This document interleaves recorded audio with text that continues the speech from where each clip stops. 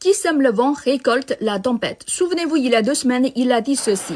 People are asking me, please, please, please, Mr. President, we're winning too much. We can't take it anymore. Et voilà, l'Iran vient de répondre à cette prière. Puisque vous ne supportez plus les victoires, préparez-vous à un échec cuisant dans le détroit d'Ormuz.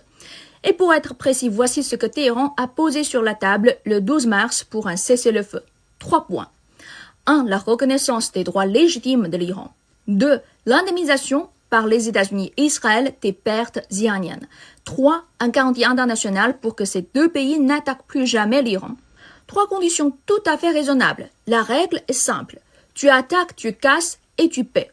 Mais les États-Unis ne peuvent pas accepter. Pourquoi? Parce que ce serait une humiliation, un suicide politique même pour Trump. Vu de Washington accepter ces conditions, ce serait admettre la défaite. Et ça, c'est totalement impensable pour un président qui, il y a 2 semaines, affirmait gagner et même gagner trop.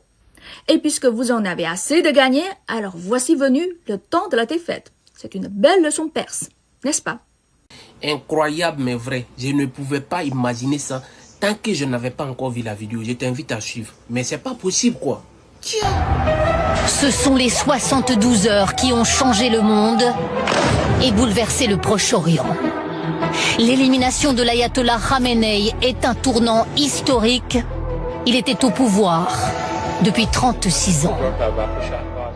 Tout commence à 21h38 vendredi soir.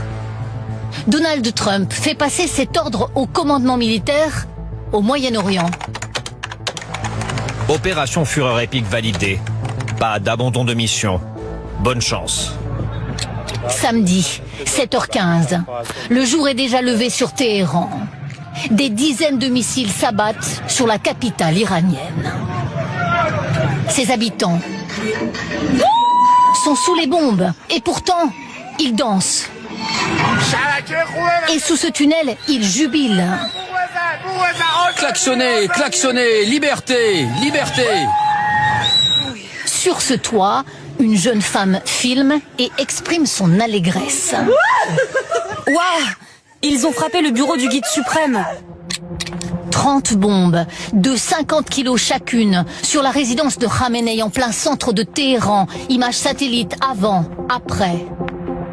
Des espions de la CIA savaient qu'une réunion rassemblait ici des dignitaires du régime, dont l'ayatollah.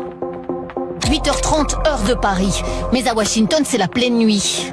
Donald Trump, casquette USA sur la tête, suit les opérations de sa résidence en Floride.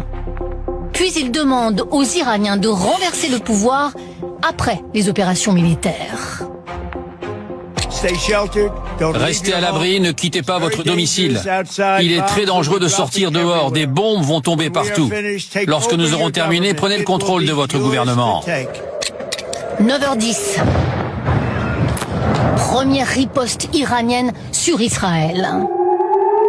Sirène d'alerte à Jérusalem, à Haïfa, à Tel Aviv. Des salves de missiles et de drones iraniens. Les familles s'installent dans les abris. Si on peut finir une fois pour toutes, ça prendra le temps que ça prendra, mais tant que ce sera bien fait. Si c'est pour repartir tous les 6 mois, c'est pas l'intérêt. Midi 11, toujours samedi. Confirmation d'une frappe iranienne sur cette base navale américaine à Bahreïn. Le Moyen-Orient s'embrase. L'Iran frappe aussi l'Arabie Saoudite, le Koweït, le Qatar. Oh my God. Mais aussi les Émirats Arabes Unis, la Jordanie, tous les pays abritant des bases américaines. Ces Français installés à Dubaï se réfugient dans un parking. On était en train de prendre la douche et d'un coup, une explosion est arrivée. Et on a ressenti l'immeuble trembler. 19h30, Conseil de défense à Paris. 400 000 Français sont présents au Moyen-Orient. La priorité absolue pour nous est évidemment la sécurité de nos ressortissants. Dimanche, 2h30 du matin, un présentateur de la télévision iranienne est en larmes. Il annonce la mort de l'ayatollah Khamenei. L'ayatollah Khamenei est mort en martyr.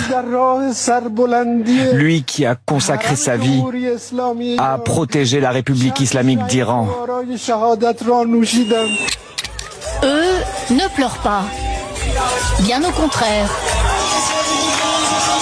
Une nouvelle scène de liesse dans les rues de Téhéran. Ils ont eu Khamenei. Ils l'ont tué. Félicitations les gars. 7h30, le régime vacille mais ne plie pas. Immense manifestation des partisans des mollahs à Téhéran. Ils représentent un quart de la population. 9h. Le régime prépare d'ailleurs déjà la relève. Le président du Parlement iranien intervient à la télévision pour préparer la suite. La transition est assurée par ces 3 personnes, dont l'actuel président iranien, Massoud Pezeshkian. Pas de vacances du pouvoir. À la mi-journée, midi 11, une frappe iranienne touche la base navale de l'armée française aux Émirats Arabes Unis. Un hangar est touché, dégâts matériels, mais pas de victimes. Midi 50. Un abri anti-aérien situé sous une synagogue en Israël est touché. 9 morts sont sortis des décombres. Ce voisin n'a plus d'espoir. Un mètre de béton. Un mètre de béton. Les gens sont venus pour cacher. Et malheureusement, le roquette, elle a tombé juste au milieu. 15h30, toujours dimanche. 3 morts côté armée américaine. Pas de détails sur la manière dont ces 3 soldats ont été tués.